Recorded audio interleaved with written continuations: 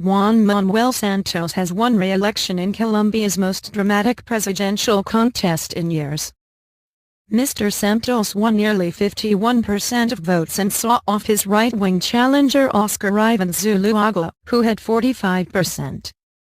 Correspondents say the victory will be seen as an endorsement of the president's ongoing peace talks with the leftist FARC rebel group. Mr. Zuluaga had said he would halt the talks unless the rebels ceased all hostilities.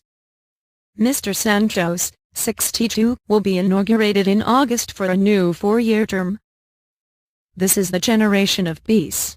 Millions of Colombians have chosen fear over hope, Mr. Santos said in an address to supporters at his headquarters.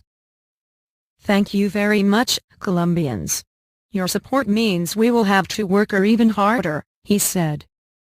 Mr. Zuluaga, who had won the first round of vote in May by a narrow margin, accepted defeat in a speech to supporters in his headquarters.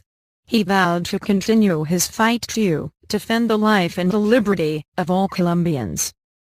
He also thanked his political mentor, former President Álvaro Uribe, who will be sworn in as senator in August and is expected to lead the opposition to the government. With almost all the votes counted electronically, results were announced 1 hour after polls closed.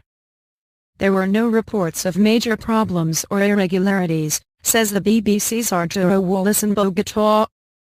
Nearly 48% of the 33 million Colombians registered to vote took part in the election.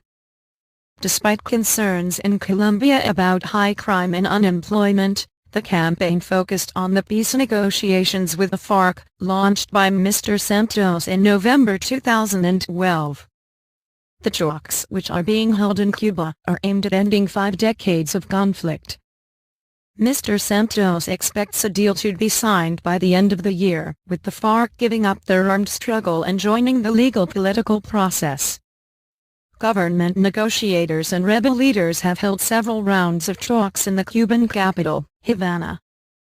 They have agreed on 3 points of the agenda drawn up in 2012: land reform, future political participation and drug trafficking, which is allegedly the main source of income for the rebels.